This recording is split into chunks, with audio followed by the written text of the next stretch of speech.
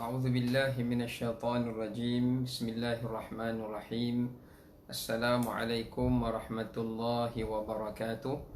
الحمد لله رب العالمين، والصلاة والسلام على أشرف المرسلين وعلى آله وأصحابه أجمعين. قال رب اشرح لي صدري ويسر لي أمري واحلل عقدة من لساني يفقه قولي. سبحانك لا علم لنا إلا ما علمتنا إنك أنت العليم الحكيم، ولا حول ولا قوة إلا بالله العلي العظيم. قال رب اشرح لي صدري ويسر لي أمري واحلل عقدة من لساني يفقه قولي. أما بعد. Alhamdulillah, kita rafakkan puji dan syukur kepada Allah Subhanahu wa taala di atas segala rahmat dan kurniaannya. Pada pagi yang mulia ini, kita masih lagi diberikan keizinan oleh Allah Subhanahu wa taala untuk dapat sama-sama kita menyambung semula pembelajaran dan pengajian kita menerusi tadabbur surah Ibrahim alaihi salam. Dan insya-Allah pada hari ini kita akan menyambung pada ayat yang ke-9 sehingga pada ayat yang ke-12, ya. Kita akan sama-sama bacakan dalam surah Ibrahim ini, iaitu daripada ayat 9 hingga 12. Kemudian kita lihat berkenaan dengan beberapa tafsiran dan juga pengajaran dan tadabbur yang boleh kita ambil daripada ayat Al-Quran ini, ya. Dan Alhamdulillah kita dapat bila kita beristiqamah setiap minggu untuk dapat mengikuti pengajian tadabbur ini, semoga Allah Subhanahu wa taala memberikan hidayah ke dalam lubuk hati kita dan memberikan kepada kita kefahaman terhadap Al-Quran. Dan perbanyakkanlah kita membaca doa seperti mana yang Nabi SAW bacakan kepada Sayyidina Abdullah ibnu Abbas radhiyallahu anhuma, Allahumma faqihna fid din wa 'allimna at-ta'wil. Ya Allah, fahamkanlah kami dengan agama ini dan berikanlah kami dapat memahami tafsiran dan takwilan daripada maksud ayat Al-Quranul Karim. Dan kita kena ingat, sebaik-baik ilmu, semulia-mulia ilmu yang terawal untuk kita belajar dan kita faham adalah ilmu Quran. Kerana Quran adalah merupakan kalam Allah. Bila kita berusaha untuk memahami kalam Allah, tidak ada ilmu yang lebih tinggi dan lebih mulia berbanding kalamullah, yakni kalam Allah Subhanahu wa taala. Baik. Hadirin yang dimuliakan oleh Allah, saya akan bacakan daripada ayat ke-9 hingga ayat ke-12. A'udzu billahi minasy syaithanir rajim. Bismillahirrahmanirrahim. ألم يأتكم نبأ الذين من قبلكم قوم نوح وعاد وثمود والذين من بعدهم لا يعلمهم إلا الله جاءتهم رسلهم بالبينات فردوا أيديهم في أفواههم وقالوا إنا كفرنا بما أرسلتم به وإنا لفي شك مما تدعوننا إليه مريب. قالت رسلهم أفي الله شك فاطر السماوات والأرض يدعوكم ليغفر لكم من ذنوبكم ويؤخركم إلى أجل مسمى قالوا إن أنتم إلا بشر مثلنا تريدون أن تصدونا عما كان يعبد آباؤنا فأتونا بسلطان مبين. قالت لهم رسلهم إن نحن إلا بشر مثلكم ولكن الله يمن على من يشاء من عباده وما كان لنا أن نأتيكم بسلطان إلا بإذن الله وعلى الله فليتوكل المؤمنون وما لنا ألا نتوكل على الله وقد هدانا سبلنا ولنصبرن على ما آذيتمونا وعلى الله فليتوكل المتوكلون. Alhamdulillah, selesai kita baca daripada ayat 9 hingga ayat 12. Sadaqallah. Allah berfirman dengan mafhumnya, apakah belum sampai kepada kamu, wahai kaum musyrikin Makkah, termasuk kita semua?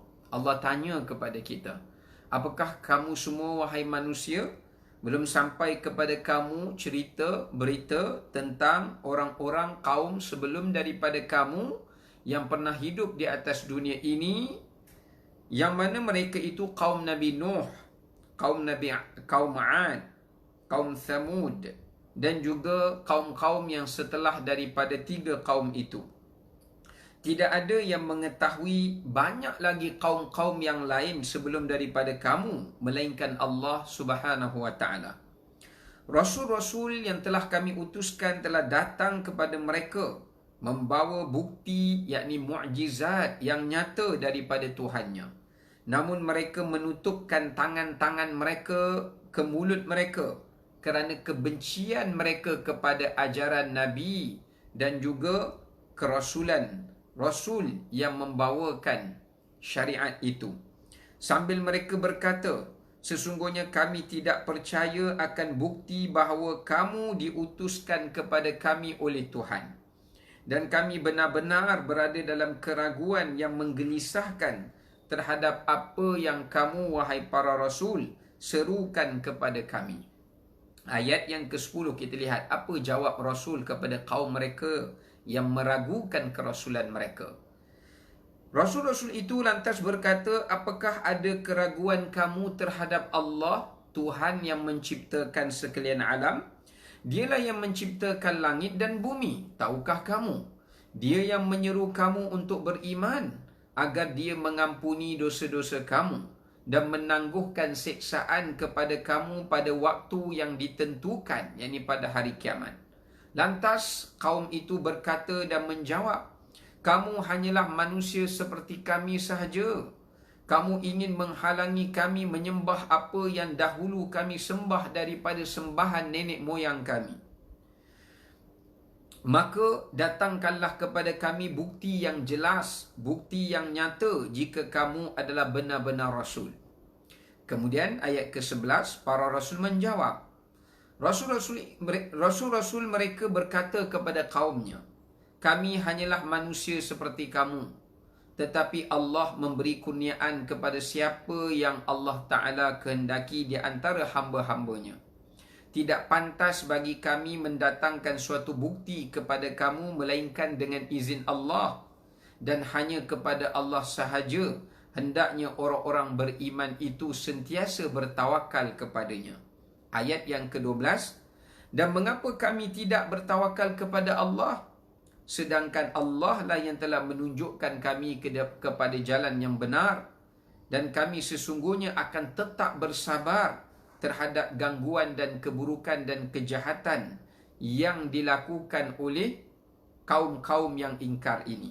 Dan hanya kepada Allah sahajalah orang-orang yang bertawakal itu berserah diri.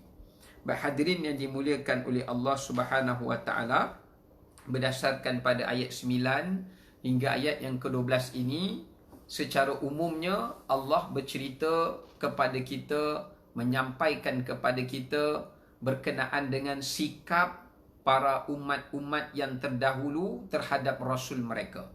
Allah juga menceritakan ayat 9 hingga 12 ini berkenaan dengan pengingkaran dan kedegilan serta kesombongan yang ada pada umat-umat yang terdahulu, sehingga mereka tidak mengimani dan menolak ajaran Rasul yang telah diutuskan kepada mereka.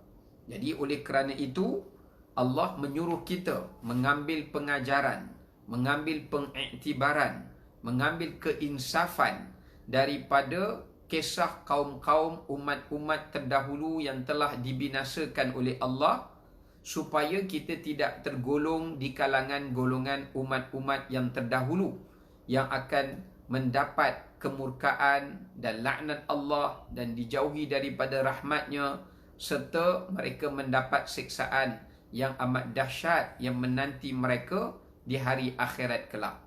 Ini antara tajuk utama daripada ayat yang ke-9 sehingga pada ayat yang ke-12. Walau bagaimanapun, kita akan lihat sama-sama daripada satu ayat kepada satu ayat tentang tafsirannya dan juga berkenaan dengan pengajaran yang boleh kita ambil daripada surah Ibrahim alaihissalam, bermula daripada ayat yang ke-9 sehinggalah kepada ayat yang ke-12 yang kita bacakan tadi. Baik hadirin yang saya muliakan, kita lihat terlebih dahulu daripada ayat yang ke-9. Apa yang disebutkan oleh para ulama tafsir berkenaan dengan ayat yang ke-9 ini. Kata Imam Ibnu Ashur dalam tafsirnya Tanwir At-Tahrirut Tanwir, beliau menyatakan bahawasanya ayat ini Allah bertanya kepada golongan orang-orang yang kafir, golongan orang-orang yang kufur, orang-orang yang melakukan syirik, orang-orang yang enggan beriman kepada Rasul, golongan orang yang fasik, golongan orang-orang yang melakukan kezaliman.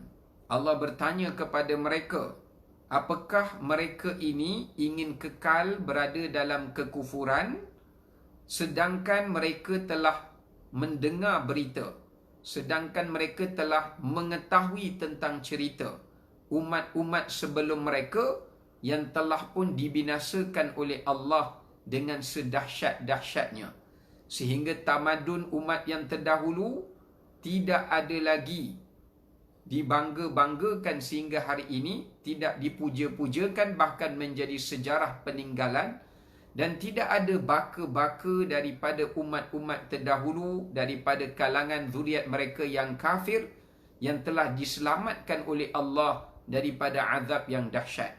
Sebab itu ayat ini Allah bertanya, alam ya'tikum, tidakkah tidak ada rasul, tidakkah tidak ada nabi, ataupun tidakkah ada orang yang memberikan pada kamu nasihat, atau orang yang menyampaikan pada kamu peringatan tentang cerita orang-orang yang kafir sebelum daripada kamu, cerita orang-orang yang fasik sebelum daripada kamu, cerita orang-orang yang zalim sebelum daripada kamu, bagaimanakah kesudahan mereka? Seolah-olah ayat pertanyaan ini berbentuk ayat sindiran, tuan-tuan. Umpama contohnya, macam seperti seseorang yang telah pun mendapat peringatan. Tiba-tiba, orang itu setelah mendapat peringatan, dia ingkar dan dia melanggar peringatan itu. Apabila dia telah mendapat musibah, orang tu datang jumpa dia dan berkata, sebelum kamu ditimpa musibah ini, tidak ada orang ke yang nasihat kamu? Tidak ada orang ke yang memberikan peringatan pada kamu? Ini gambaran yang disebutkan oleh Imam Ibnu Ashur di dalam tafsirnya, menjelaskan pertanyaan ayat ini adalah seperti pertanyaan sindiran. Kerana apa? Kerana kata beliau dalam tafsirnya, kaum musyrikin mereka sangat mengetahui sejarah kaum Ad. Mereka membaca sejarah kaum Thamud. Mereka mengetahui kisah Ad dan Thamud. Dan mereka mengetahui juga kisah kaum Nabi Nuh, yakni kaum Jusha, yang telah Allah tenggelamkan mereka dengan bah banjir yang menenggelamkan seluruh dunia ini. Dan demikian juga apa yang menimpa kaum Ad, dengan Allah membinasakan ia dengan rihan sarsaran, iaitu dengan angin ribut taufan yang berlalu selama 7 malam 8 hari yang disebut dalam Quran. Sab'a layalin wa thamaniyata ayyamin husuma. Dan bagaimana Allah membinasakan kaum Thamud dengan suara guruh yang amat dahsyat dan petir halilintar yang menyambar mereka sehingga mematikan seluruh daripada mereka. Cerita ini diketahui oleh kaum orang Arab musyrikin. Sebab itu Allah mengejek dan menyindir mereka. Apakah dengan setelah kamu tengok bagaimana kesudahan kaum itu, kamu berkelana, bermusafir, kamu tengok bagaimana tempat mereka dibinasakan, apakah masih kamu ingin kekal dalam kekufuran? Apakah kamu masih lagi ingin kekal dalam kesyirikan? Seolah-olah itu ayat sindiran yang Allah Subhanahu wa taala sebutkan pada ayat yang ke-9 ini. Baik. Hadirin yang dimuliakan oleh Allah Subhanahu wa taala. Kita ambil pengajaran yang pertama daripada permulaan ayat yang ke-9. Pengajaran yang pertama iaitu menjelaskan pada kita Allah tidak akan menyeksa dan tidak akan mengazab dan tidak akan menghukum daripada kalangan hamba-hamba Allah sebelum terlebih dahulu Allah akan mengutuskan kepada mereka itu Nabi dan Rasul, atau sebelum Allah Ta'ala mengirimkan pada mereka orang-orang yang memberikan nasihat, orang-orang yang menyeru mereka kepada kebaikan, orang-orang yang melarang mereka berbuat kejahatan. Inilah tanda kasih sayang Allah, inilah tanda keadilan Allah. Allah menyayangi hambanya. Sebelum Allah hendak menyeksa hambanya, menurunkan azab atas kekufuran dan kedegilan ingkar mereka itu, Allah terlebih dahulu mengutuskan Rasul, mengutuskan Nabi, atau selain daripada Rasul dan Nabi, pengikut para Nabi dan Rasul itu di kalangan orang-orang beriman yang memberikan peringatan, yang memberikan nasihat, yang mengajak, membimbing mereka, menyuruh mereka berbuat kebaikan dan menasihati mereka menjauhi kejahatan. Inilah kasih sayang Allah. Dan dalam masa yang sama, inilah keadilan Allah. Allah tidak akan menghukum sebelum Allah mendidik. Inilah satu pengajaran yang sangat besar yang perlu kita fahami daripada ayat yang ke-9 ini. Sebab itu Allah kata, alam ya'tikum, tidak sampaikah kepada kamu peringatan? Maknanya, kalau seseorang itu tidak sampai kepadanya ajaran Nabi dan Rasul, tidak sampai kepadanya peringatan daripada orang-orang beriman, maka Allah tidak akan mengazab mereka, tidak akan menyiksa mereka, tidak akan menghukum mereka di dunia ataupun di hari akhirat, sebab mereka tergolong di kalangan golongan ashabul fitrah, ahli-ahli fitrah, atau disebut sebagai ashabul a'dzar, golongan orang-orang yang mendapat pengecualian, keuzuran daripada Allah, sebab tak sampai ajaran Islam pada mereka, tak sampai Quran pada mereka, tak ada pendakwah yang menyebarkan dan mengajarkan Islam kepada mereka. Allah akan bangkitkan mereka di hari akhirat. Dalam riwayat Musnad Imam Ahmad menyatakan di sini, Allah akan menghimpunkan golongan ahli fatrah ini di padang mahsyar. Lalu apabila mereka dibangkitkan, Allah bertanya, kamu diberi pilihan untuk memilih agama, Islam ke, Buddha ke, Hindu ke, agama Kristian ke, agama Yahudi ke, agama apa-apa saja yang lain, kamu diberi pilihan. Dan sudah pasti mereka akan memilih agama Islam kerana mereka melihat bagaimana umat-umat Islam, orang-orang beriman telah mendapat kemuliaan di sisi Allah ketika berada di hari akhirat itu. Baik. Ini berdasarkan kepada firman Allah Subhanahu wa taala kalau kita merujuk melalui surah Al-Isra, ya. Kalau kita rujuk pada surah Al-Isra, yang mana Allah Subhanahu wa taala berfirman pada ayat yang ke-15, "Wa ma kunna mu'adzibina hatta nab'atha rasula."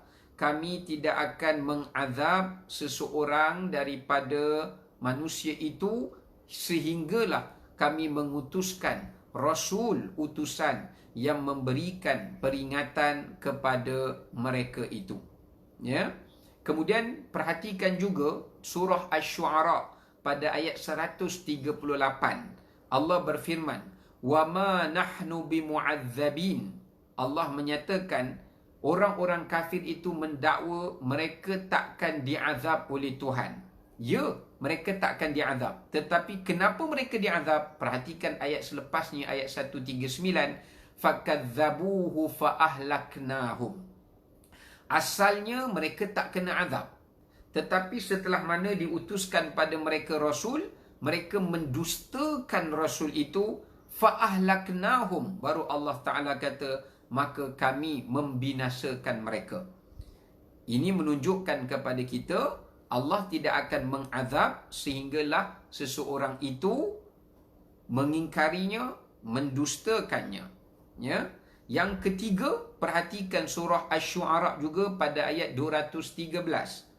Pertama, sebab mereka diazab kerana sudah sampai pada mereka utusan Allah. Orang yang memberi nasihat, orang yang mengajak dan ingin membimbing mereka, tapi mereka enggan dan mereka tolak dan mereka kufur. Nombor dua, yakni sebab apa mereka diazab? Mereka mendustakan kebaikan yang diseru pada mereka, mendustakan kebenaran kerasulan Nabi yang telah dipilih oleh Allah. Yang ketiga, tengok surah Asy-Syu'ara ayat 213. Allah berfirman, "Fala tad'u ma'allahi ilahan akhar fatakuna minal mu'adzabin." Allah sebut punca ketiga kenapa mereka mendapat azab daripada Allah, iaitu apabila Rasul diutuskan pada mereka dan Rasul ajak mereka menyembah Allah, mereka tidak meninggalkan menyembah selain daripada Allah. Yakni mereka masih menyembah Allah, dalam masa yang sama mereka menyembah selain daripada Allah. Maka Allah kata sebab perbuatan mensyirik dan menyembahkan selain daripada Allah, itulah yang menjadi asbab mereka diazab oleh Allah, kerana mereka masih ingin kekal menyembah selain daripada Allah Subhanahu wa ta'ala. Kemudian perhatikan dalam surah Saba. Ini kita nak tunjukkan bukti adilnya Allah. Bukti adilnya Allah, kasih sayang Allah. Allah takkan azab melainkan setelah sampainya orang yang memberikan peringatan. Allah takkan azab sehinggalah seseorang itu sendiri mendustakan ajaran Allah dan agama Allah. Allah tidak akan mengazab sehinggalah seseorang itu dah percaya Allah tu Tuhan, tapi dah tahu Allah tu Tuhan, tapi masih ingin mengambil Tuhan selain daripada Allah untuk disekutukan dengan Allah. Yang keempat, perhatikan surah Saba pada ayat 35. Allah sebut, وَقَالُوا نَحْنُ أَكْثَرُ أَمْوَالًا وَأَوْلَادًا وَمَا نَحْنُ بِمُعَذَّبِينَ. Sebab yang keempat, kenapa mereka diazab oleh Allah Ta'ala, disebabkan kerana mereka sombong dan bongkak dengan kedudukan mereka, kekuasaan mereka, dan ramainya pengikut-pengikut mereka, dan ramainya penolong-penolong mereka yang kononnya boleh menyelamatkan mereka daripada azab Allah Subhanahu wa ta'ala. Sebab tu tengok ayat 35 surah Sabah tu, berkatanya orang-orang kafir, kami ni banyak harta, kami ni banyaknya pengikut, kami takkan diazab sebab harta kami akan menyelamatkan kami daripada azab Allah. Pengikut kami yang akan menyelamatkan kami daripada azab Allah. Kerana dua perkara tadi menyebabkan mereka menjadi bongkak dan menjadi sombong. Sebab itu ayat ini Allah menyatakan Allah takkan utuskan Nabi, Allah takkan utuskan Rasul, melainkan setelah manusia itu berbuat syirik, setelah manusia itu berlaku sombong dengan kuasanya, dengan kekayaannya, dan apabila manusia itu melakukan kejahatan dan juga kekufuran. Baik, kemudian kita lanjutkan semula pada ayat yang ke-9 ini. Allah menyatakan, iaitu mengambil pengajaran tentang pembalasan terhadap kaum umat-umat yang terdahulu. Daripada pengajaran yang kedua yang boleh kita ambil daripada ayat yang ke-9 ini, iaitu tuntutan untuk kita membaca, mengetahui dan mengambil pengajaran daripada kisah umat-umat silam yang telah pun dibinasakan.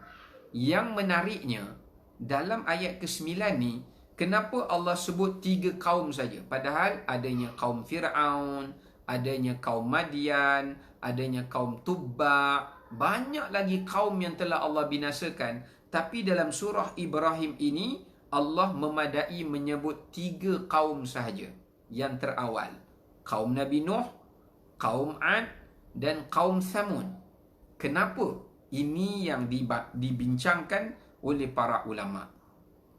Para ulama menyatakan, kenapa Allah menyebutkan dalam konteks ayat ini 3 kaum itu sahaja? Bukankah ada kaum-kaum yang lain seperti kaum Madian, Ashabur Ras, kaum Tubba, kaum-kaum yang sebelum daripada kaum musyrikin ini yang telah mati dibinasakan oleh Allah? Kenapakah memadai Allah menyebut 3 kaum ini sahaja? Kata para ulama, sebabnya adalah kerana kaum Ad dan kaum Samud mereka berada di penempatan orang-orang Arab. Dulu dalam sejarah, kaum Ad dan kaum Samud mereka menempatkan diri mereka di padang Sahara, di padang pasir. Ketika itu Allah memberikan nikmat, kekuatan, kudrat pada mereka, dan mereka telah pun membangunkan tamadun mereka di bumi Sahara dengan mereka bercucuk tanam, mereka membina tempat simpanan air, mereka juga memahat bukit bukau untuk menjadikan teduhan dan tempat tinggal mereka. Tuan-tuan cuba bayangkan, satu manusia yang Allah beri kepada mereka kecerdikan, kekuatan fizikal, kesenian, kepintaran, kekuatan untuk membangunkan padang pasir supaya ia menjadi sebuah bandar yang sangat dikagumi. Kalau kita nak bangunkan tempat yang ada pokok-pokok menghijau, nak bagi cantik, itu mudah. Tapi bukan mudah untuk membangunkan padang pasir yang tandus supaya ia menjadi kebun-kebun yang indah, yang ada padanya hasil-hasil tanaman. Ini bukanlah suatu perkara yang amat mudah. Sebab itu, kalau kita perhatikan, saya tertarik kepada satu kajian yang dibuat oleh Dr. Abdullah Sami Az-Zaghlul. Ya, Dr. Abdullah Sami Zaghlul, beliau membuatkan satu kajian di akhir zaman. Kita tengok hadis Nabi, ya. Hadis Nabi bagi tahu akhir zaman, padang-padang pasir akan mula keluar air-air sungai yang mengalir. Padang-padang pasir akan mula mengeluarkan pokok-pokok yang menghijau. Subhanallah, ini adalah gambaran kebenaran akhir zaman. Yang mana akhir zaman kita tengok sekarang ni, kat padang-padang pasir dah mula tumbuh pokok-pokok hijau. Bahkan kita tengok dalam banyak video yang tiba-tiba daripada bukit padang pasir yang kosong tu boleh keluar air yang mengalir dengan deras. Tahukah anda siapa yang baca dalam surah Ad-Dukhan? Buka surah Ad-Dukhan, muka surat 497, ayat yang ke-25 sehingga ayat yang ke-28. Allah menceritakan pada kita, rupa-rupanya padang pasir dulu tu adalah merupakan bumi yang segar, merupakan bumi yang ceria, bumi yang ada hasil tanaman yang bermacam-macam. Tetapi kerana keingkaran penduduk di tempat itu, Allah telah menjadikan ia padang yang tandus kembali. Ini boleh tengok, surah Ad-Dukhan Allah sebut apa? Kam taraku min jannatin wa uyun wa zuru'in wa maqamin karim wa na'matin kanu fiha fakihin kadzalika wa awrathnaha qauman akharin. Allah kata apa? Setelah kami binasakan kaum Nuh, kami binasakan kaum Ad, kami binasakan kaum Thamud, kamu tahu tak setelah kami binasakan 3 kaum ini, apa yang mereka tinggalkan di bumi ini? Apa yang mereka tinggalkan kesan di bumi ini? Pertama, Allah kata, selepas Allah binasakan mereka, mereka meninggalkan jannat, kebun-kebun. Rupanya di padang pasir dulu ada kebun yang cantik yang telah dibangunkan dan dibina oleh kaum Ad dan Samud. Yang kedua, wa uyun, dulu di padang pasir ada banyak mata air yang telah dikorek, yang telah digali oleh kaum Ad dan Samud. Yang ketiga, zuru', banyaknya hasil-hasil tanaman yang telah dicucuk tanam di kawasan padang pasir sehingga kan ia menjadi banyak hasil-hasilnya.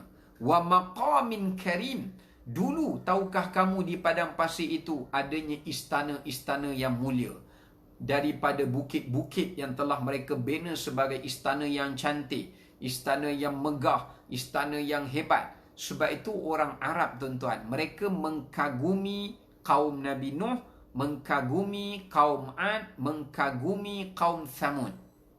Tapi mereka mengkagumi kaum ini dari sudut lahiriah sahaja, dari sudut material sahaja. Kagum dari sudut hasil ciptaan mereka, binaan mereka, hasil daripada kecerdikan mereka, kekuatan dan kudrat mereka.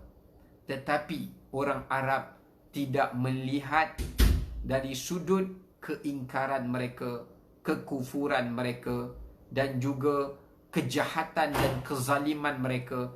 Orang kafir Quraisy tak ambil pengajaran dari sudut itu, dia hanya mengambil pengajaran dari sudut keduniaan semata-mata. Maka sebab itulah dalam ayat yang ke-9 ini, kita balik semula pada pengajarannya. Kenapa disebut 3 kaum itu? Kerana 3 kaum itu adalah kaum yang paling dekat dengan sejarah orang Arab. Dan yang keduanya, kerana kaum Arab, mereka hidup secara nomad, mereka menyaksikan penempatan Ad dan Thamud sebelum daripada mereka, dan mereka mengkaguminya.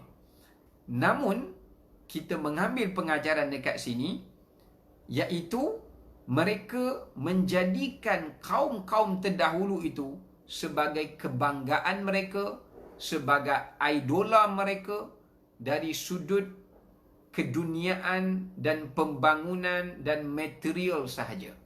Tapi mereka tak lihat tamadun, pembangunan yang hebat itu jika tidak dibimbing dengan spiritual, dalaman, keimanan, kerohanian yang tinggi, dan juga dari sudut keimanan dan akidah yang benar, maka nescaya pembangunan itu ataupun ketamadunan itu akan berakhir dengan tanpa ada sebarang manfaat daripada kepada manusia. Ini kita boleh tengok, ya, Allah sendiri memuji di dalam ayat Al-Quran tentang teknologi kehebatan umat terdahulu. Allah tak pernah puji umat yang berada di akhir zaman ni. Allah puji umat-umat yang terdahulu. Tetapi dalam Allah memuji mereka, Allah membinasakan dan menghina mereka. Boleh rujuk yang pertama dalam surah Taubah pada ayat 69. Nanti muslimin muslimat rujuk surah Taubah ayat 69. Allah kata apa? Kalladzina min qablikum kanu ashadda minkum quwwah. Pertama Allah puji umat dulu berganda-ganda lebih kuat dari sudut tenaga dan fizikal berbanding kita. Ini poin yang pertama. Mereka lebih kuat, berganda-ganda sebab tubuh mereka lebih besar.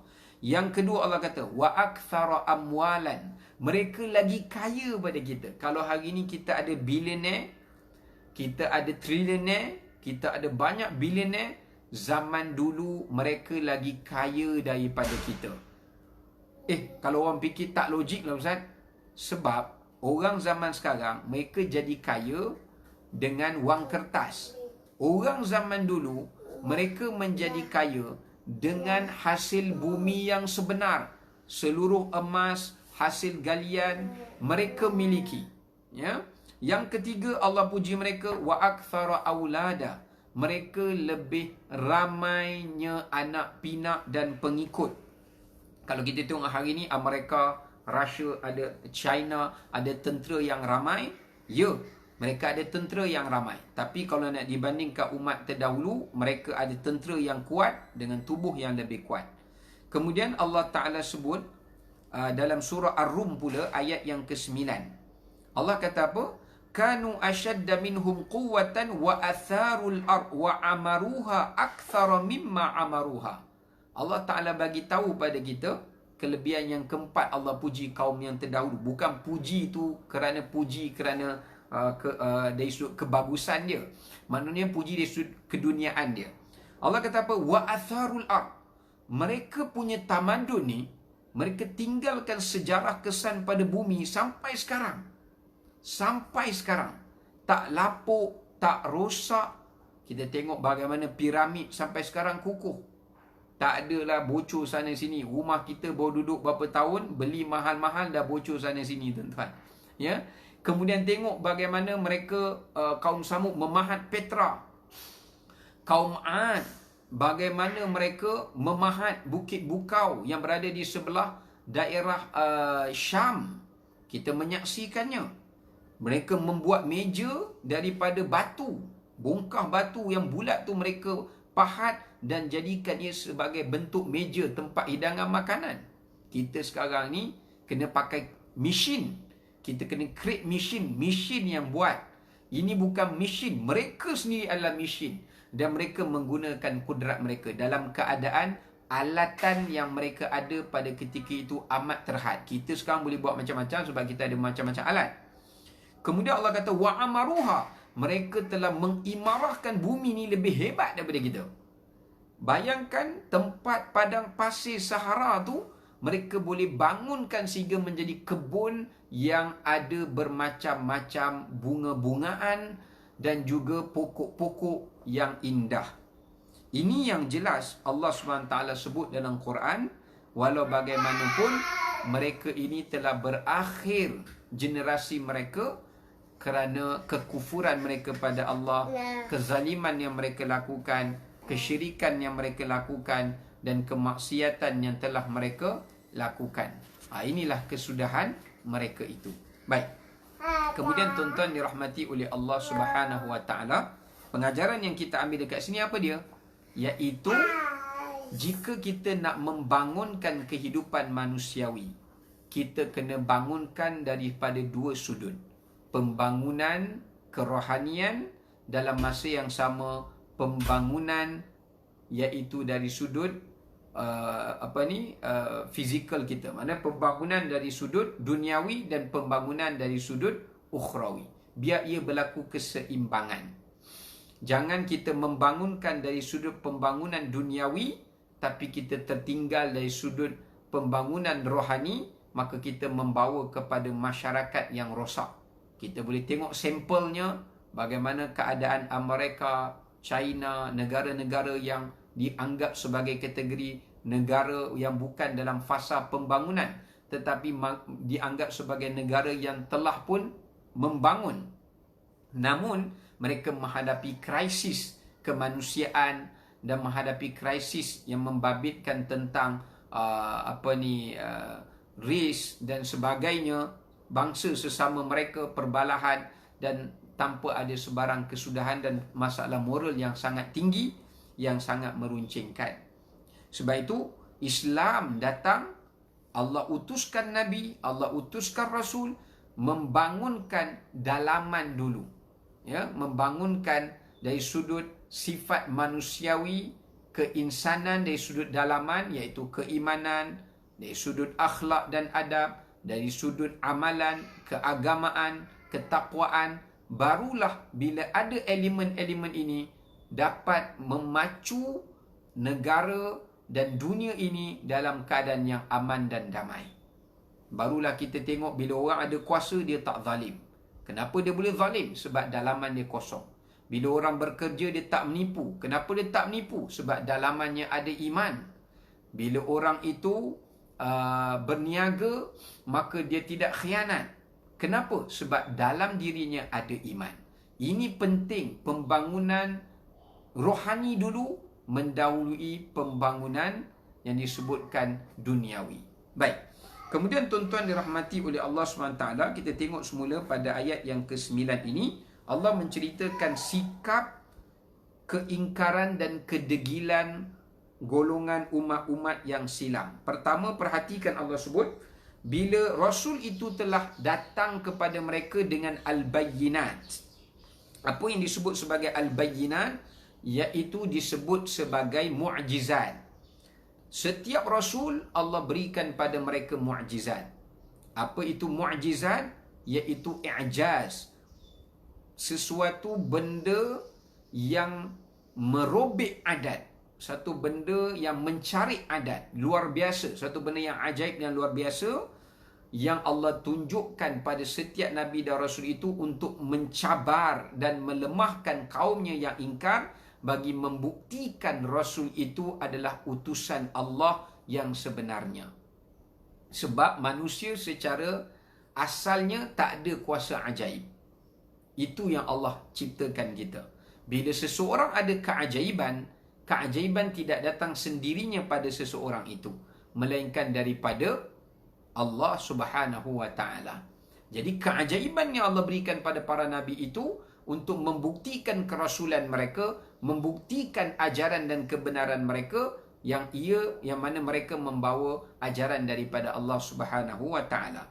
Bila setiap para nabi ini dah menunjukkan mukjizat mereka kepada kaumnya, perhatikan apa sikap kaum itu. Yang pertama, faraddu aydiyahum fi afwahihim. Mereka ambil tangan-tangan mereka. Perhatikan ya, Allah sebut aydiyahum, tangan-tangan mereka. Maknanya kedua tangan mereka. Kalau satu tangan yadi, banyak tangan aidi. Mereka ambil dua tangan mereka, mereka tutup ke arah mulut mereka, kata Allah. Mereka tutup. Mereka menutup mulut mereka. Ya. Cuma di sini ada dua tafsiran ulama. Pertama, faraddu aydiyahum fi afwahihim, maknanya mereka ambil kedua telapak tangan mereka, mereka tutup mulut mereka.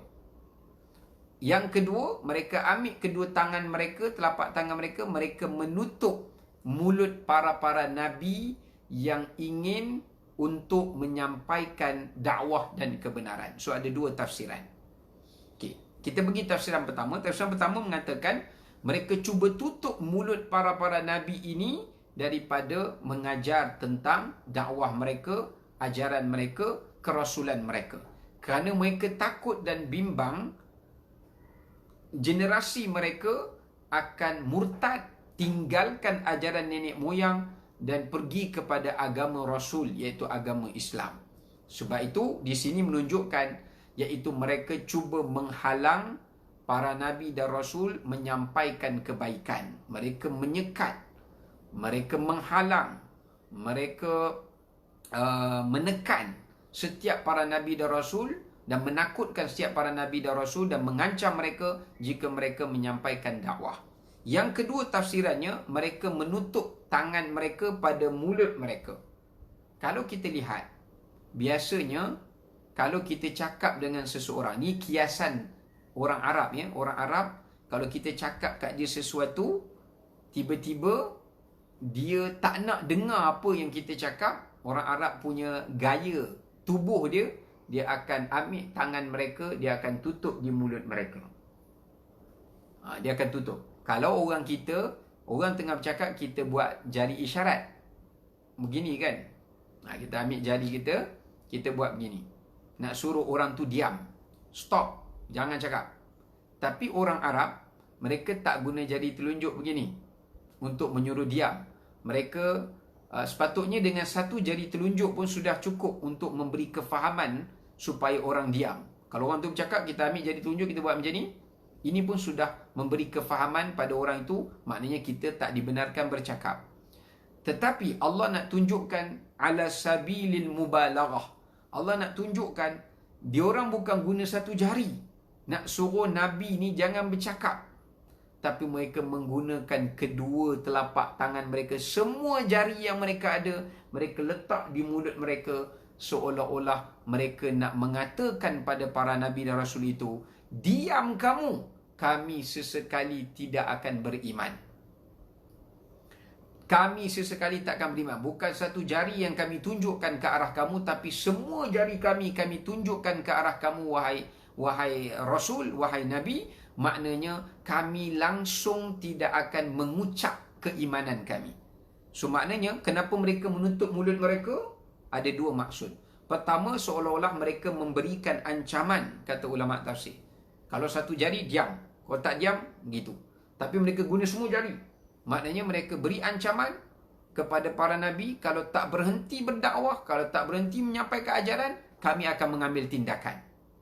Kerana kami akan menyekat dakwah kamu. Nombor dua, kenapa mereka menggunakan seluruh jari mereka menutup mulut mereka?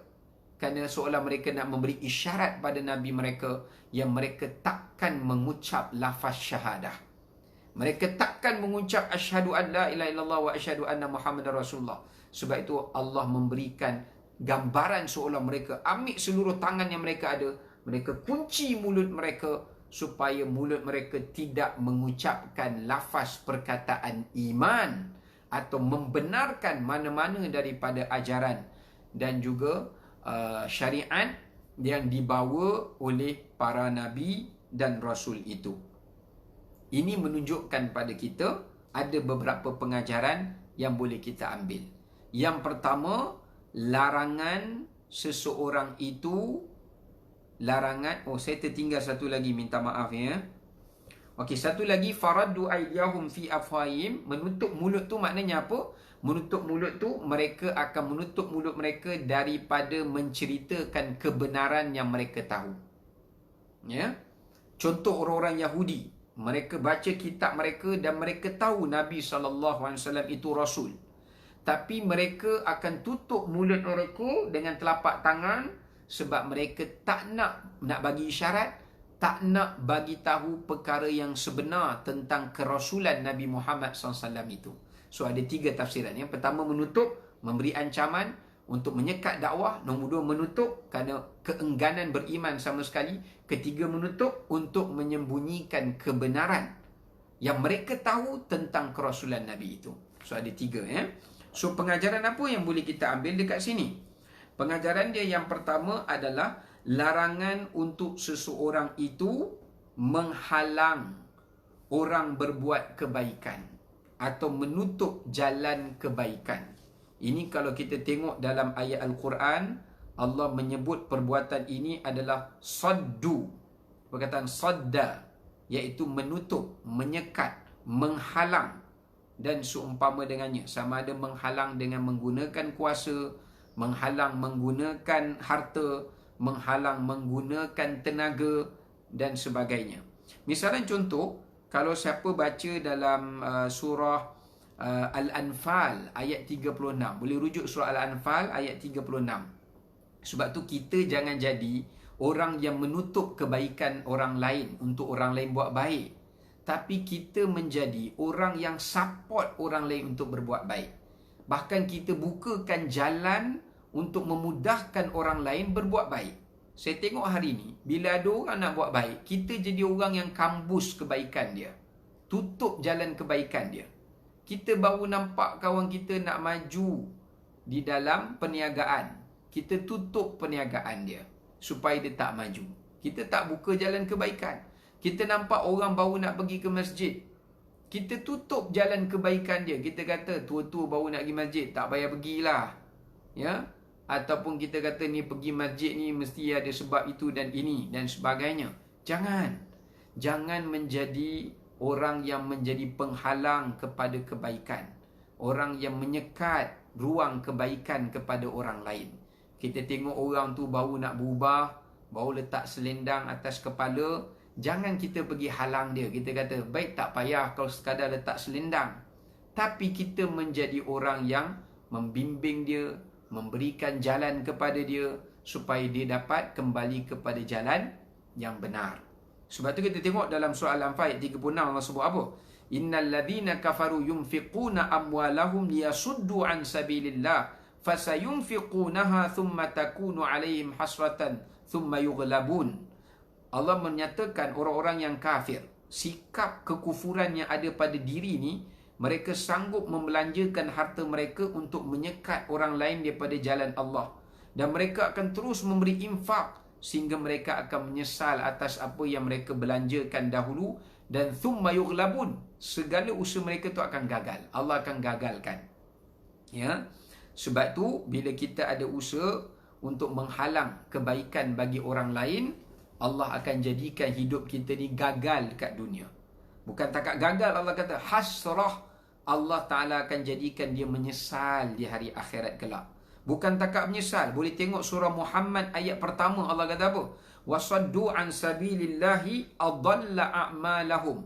Orang yang menghalang orang lain daripada jalan Allah, Allah akan sesatkan amalan dia. Kalau dia buat baik, dia nak dia seorang buat baik, dia tak benarkan halang orang lain berbuat baik, Allah akan sesatkan amalan dia. Maknanya jadikan amalan dia tu riak ke, menunjuk-nunjuk ke, dan yang seumpama dengannya. Dan ingat, menghalang kebaikan itu salah satu daripada bentuk kekufuran. Ya, okey. Yang seterusnya pengajaran kita ambil dekat sini, iaitu larangan untuk menyembunyikan kebaikan jika kita mengetahuinya, dan juga kewajipan untuk kita bercakap benar dan tak boleh menyembunyikan kebenaran. Ini berdasarkan firman Allah Subhanahu wa taala, yang mana Allah Subhanahu wa taala berfirman di dalam surah Al-Maidah, ya ayyuhallazina amanu kunu qawwamina lillahi syuhada'a bil qist. Wahai orang-orang beriman, jadilah kamu orang-orang yang sentiasa bercakap benar kerana Allah Subhanahu wa taala dan memberikan persaksian yang benar. Cakap benar, Allah kata, walaupun untuk diri kamu. Kita buat salah, cakap betul tuan-tuan. Allah kata walau ala anfusikum. Walaupun kamu cakap benar tu untuk diri kamu, mengaku. Kalau kita buat salah, mengaku, Allah suka. Bahkan kalau kita buat salah, kita tak mengaku, Allah lagi benci kepada kita. Walaupun kita buat salah, kita mengaku, manusia tak suka. Apa ni? Tapi Allah suka. Kita buat apa yang Allah suka, bukan kita buat apa yang manusia suka. Sebab manusia ni, kita buat apa yang dia suka pun ada yang tak suka juga. Kalau kita buat apa yang dia tak suka, ada juga yang suka juga. Jadi lebih mudahnya kita buat apa yang Allah suka. Ya, kerana insya-Allah walaupun ada orang yang tak suka, tapi akan lebih ramai orang yang menyukainya. Awil walidaini wal aqrabin, Allah kata, walaupun kamu bercakap benar tentang mak ayah kamu. Ni kalau mak ayah kamu tak betul, kamu kena cakap yang benar kepada dia. Kalau kamu sayang pada dia. Demikian anak-anak. Wal aqrabin, demikian keluarga kita dan sebagainya. Ya. Baik. Kemudian kita lihat pada ayat ini juga, hujung ayat itu, apa hujung ayat 9, Allah kata apa? Wa qalu inna kafarna bima ursiltum bih. Mereka tutup mulut, maknanya mereka enggan beriman sama sekali. Bila mereka buka je mulut mereka, Allah kata, mereka hanya ucap dua perkataan. Orang kafir ni. Tadi bila Nabi cerita tentang mereka, tentang wahyu ajaran Islam, mereka tutup mulut, memberi isyarat diam. Kalau tak, kamu akan diancam, atau kami tak akan beriman langsung. Kemudian bila Nabi dah habis bercakap, baru mereka buka mulut mereka, dan mereka hanya mengucapkan dua perkataan ni. Pertama, kafarna, kami memang akan kufur. Apa makna kufur? Kami memang tidak akan beriman dan percaya yang kamu Rasul yang diutuskan. Itu yang pertama. Yang kedua, mereka kata apa? Wa inna lafi syakkin. Kami akan sentiasa meragu-ragukan kamu ni Rasul, dan meragu-ragukan semua ajaran yang kamu, wahai para Nabi, sampaikan pada kami. Baik, perhatikan, ada dua perkara yang sangat penting dekat sini. Ya. Yang pertama, kita lihat dekat sini, sikap orang-orang kafir terhadap Rasul-Rasul mereka. Sikap yang pertama, menentang, iaitu memberi isyarat tutup mulut sebagai penentangan. Yang kedua, iaitu mereka mendustakan. Kita dah sebut tadi, mereka sembunyikan kebenaran, tak cakap yang betul, mereka cakap benda yang salah tentang Rasul mereka. Sebab tu kita tengok Nabi Muhammad SAW, sebelum Nabi diutus jadi Rasul, semua kata Nabi SAW tu benar.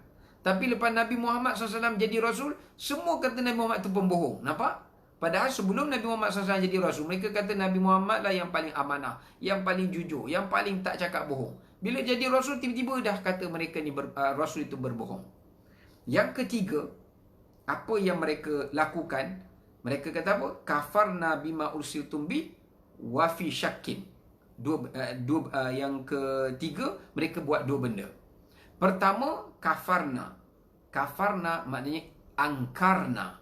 kami akan ingkar. Kami sentiasa akan bantah. Apa makna ingkar? Bantah. Kami sentiasa akan membantah segala apa yang diserukan oleh Rasul kami. Rasul kami suruh buat ni, kami akan buat yang lain. Rasul kami buat ni, kami akan buat yang lain. Ini makna ingkar. Yang keempat, apa yang mereka buat? Mereka akan sentiasa meragukan kebenaran apa yang diajarkan oleh Rasul itu. So, kita dah himpunkan 4 perkara kat sini. Menentang, kemudian mendustakan, kemudian yang ketiga adalah mengingkar atau membantah, dan yang keempat adalah meragu-ragukan.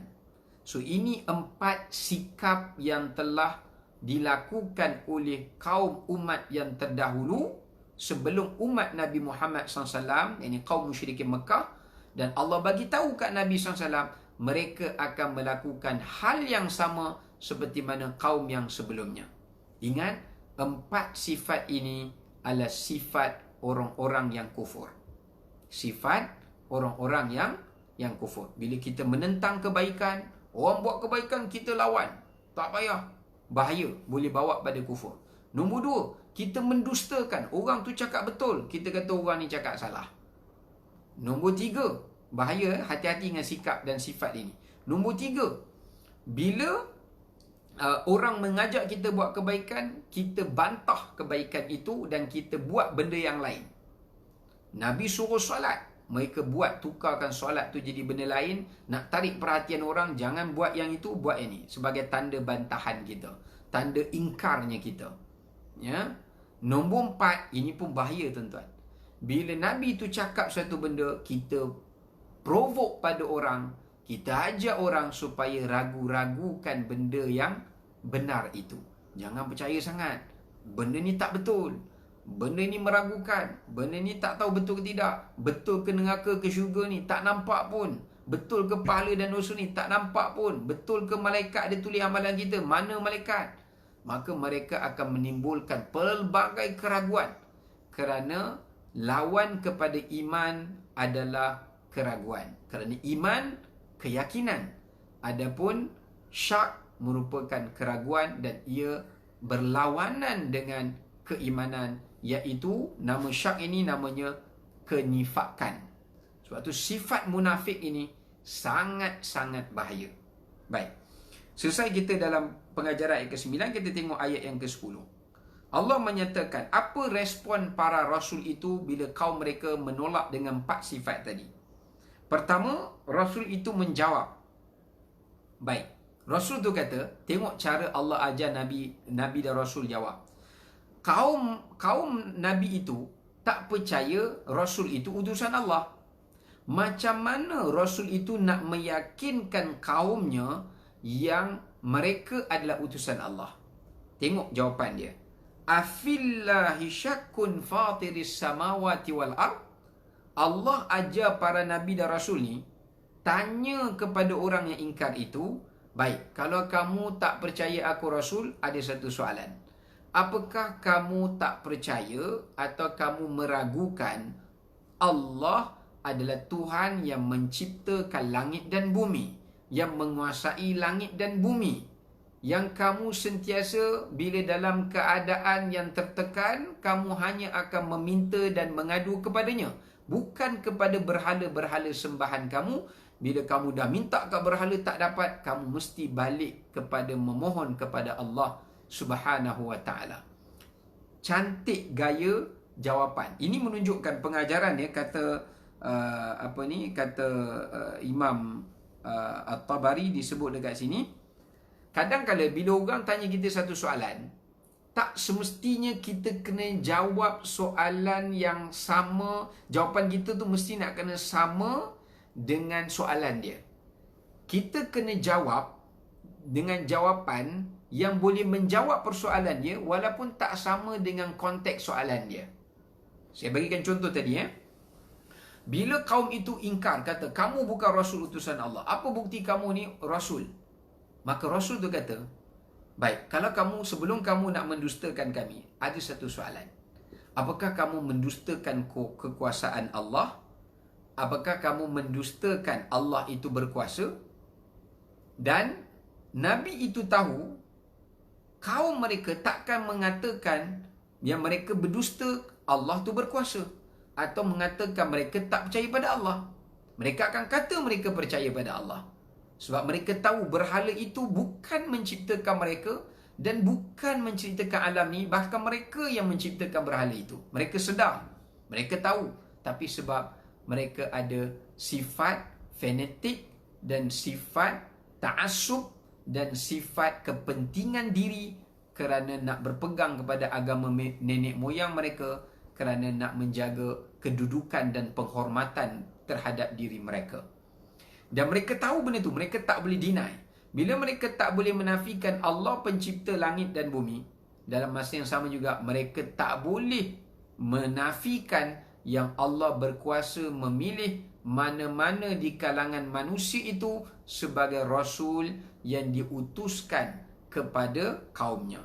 Dan mereka tak boleh juga menafikan bahawa Allah yang boleh beri kuasa, yakni mukjizat kepada Rasul-Rasul itu untuk menunjukkan kuasa ajaib luar biasa itu kepada kaum-kaum mereka.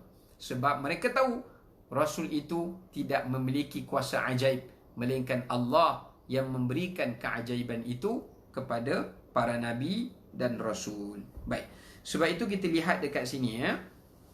Itu pengajaran yang pertama, iaitu bila kita nak menjawab soalan, tak semesti kita jawab soalan yang sama dengan bentuk soalan. Tetapi bila kita nak menjawab atau beri jawapan, tak semesti jawapan kita tu kena sama dengan bentuk soalan. Tapi kita berikan jawapan yang mana jawapan kita itu boleh menjawab persoalan itu. Itu maksud dia. Ya? Macam ni lah kalau orang tanya kita. Ya, kalau orang tanya kita, misalan contohnya, ya, orang tanya, di manakah Allah? Kita mesti tak boleh jawab kalau direct soalan tu. Allah berada di, kita tak boleh jawab. Kalau macam mana kita nak tahu Allah ni wujud? Kita boleh cakap bukan, kita boleh jawab out of context daripada direct soalan, tapi boleh menjawab soalan tu. Kita jawab bukan semua benda yang kita tak nampak itu kita boleh katakan ia tidak wujud. Seperti kita tak nampak kuman, kita tak nampak virus, kita tak nampak bakteria, bahkan roh kita sendiri pun kita tak nampak. Tapi itu bukan bererti benda itu tidak wujud. Itu sebagai perumpamaan dia lah. Ya, baik. Kemudian kita balik kepada ayat yang ke-10 ini ya. Balik pada ayat yang ke-10. Yang pertama kita lihat kat sini, afillahi syakkun fatiris samawati wal ard. Apakah pada Allah itu kamu meragui Dia adalah pencipta langit dan juga bumi? Perhatikan, dalam Al-Quran Allah guna maksud pencipta dengan 3. Fatir, Ja'il, Khaliq. Ini 3 makna yang memberi maksud menciptakan. Satu lagi, Badi'. Badi'us samawati wal ard. Badi'. Empat perkataan ini memberi makna yang berbeza. Sebab itu belajarlah bahasa Arab. Bahasa Arab ni sangat indah. Apa makna Ja'il? Ja'il, menjadikan. Ja'il ni, benda itu macam ni Ja'il. Ja'il ni benda tu terjadi kerana sebab sebelumnya. Itu Ja'il. Contoh, Allah kata, Ja'alas samawati wal, Allah Ta'ala menyatakan, Ja'alaz zulumati wan nur. Allah menjadikan zulumat, gelap dan juga cahaya, yakni malam dan juga siang. Malam dan siang dia terjadi setelah wujudnya matahari. Nampak tak? Kejadian sesuatu tu terbentuk kerana wujud sesuatu yang sebelumnya. Itu Ja'il. Khaliq, kalau Khaliq ni maknanya Allah menciptakan sesuatu itu daripada tiada kepada ada. Matahari sebelum ni tak ada, Allah cipta, baru ada. Apa bukti matahari sebelum ni tiada? Buktinya tak ada kajian mengatakan sebelum ni ada matahari. Itu Khaliq. Yang ketiga, Fatir.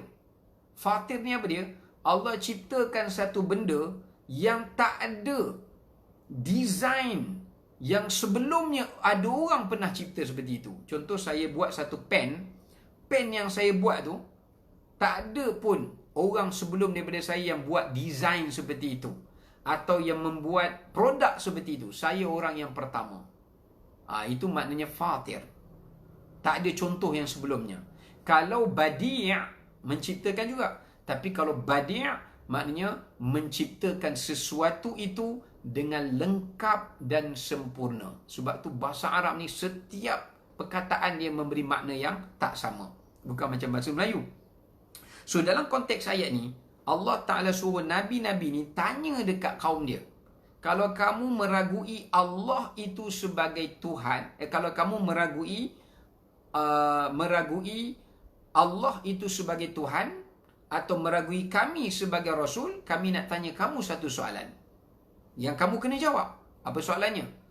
Fatiris samawati wal ardh. Siapakah yang boleh menciptakan langit dan bumi sebelum Allah?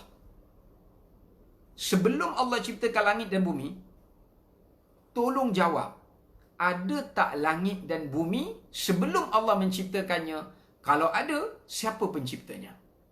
Sebab itu, ayat ini Allah suruh para rasul tu jawab kat kaumnya satu soalan yang tuntas, yang mereka dipanggil sebagai checkmate. Kalau kita ambil belajar, kalau kita main chess tu macam checkmate teruslah.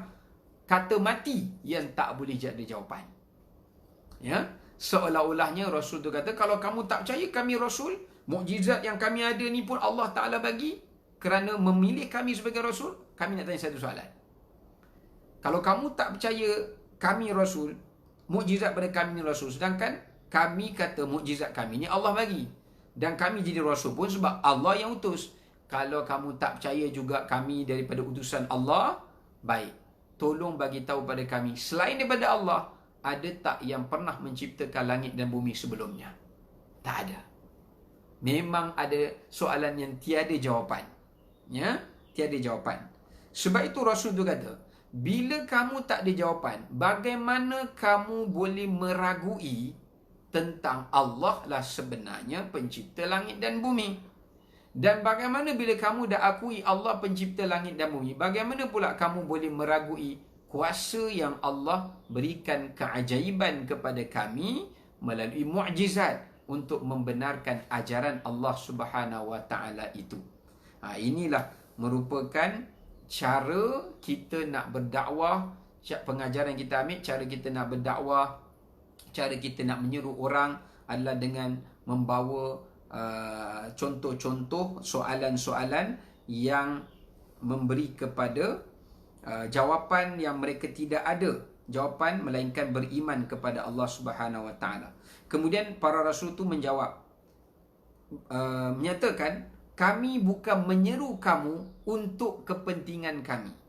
Kami menyeru kamu untuk kepentingan Allah. Perhatikan, kalau kamu nak ragui kerasulan kami, cuba kamu tengok ajaran kami.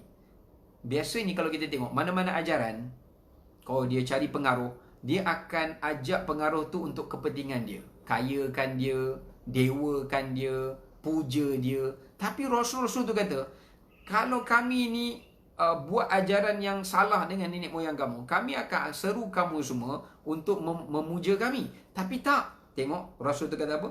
Yad'ukum liyaghfira lakum min dhunubikum wa yuakhirukum ila ajalin musamma. Kami nak ajak kamu semua supaya bertaubat pada Allah. Bukan taubat pada kami. Kami tak boleh buat apa-apa. Balik kepada Allah. Kepentingan diri kamu balik kepada Allah. Bukan balik kepada kepentingan kami. Balik kepada Allah. Ajak kamu minta ampun pada Allah. Sembah Allah. Bukan sembah kami. Sembah Allah. Allah akan ampunkan dosa kamu. Allah beri rahmat pada kamu. Allah beri rezeki pada kamu. Wa yuakhirukum ila ajalin musamma. Allah juga akan menangguhkan azab yang patut menimpa kamu jika kamu meminta padanya, bertaubat padanya, mendapat keampunan padanya, maka azab itu akan dilenyapkan daripada kamu. Ini maknanya kita dapat ambil pengajaran. Biasanya kita tengok, kita nak tahu kebenaran ajaran tu, kita tengok ajaran tu dia balik faedahnya pada siapa. Tengoklah mana-mana agama kat dunia ni, faedahnya berbalik kepada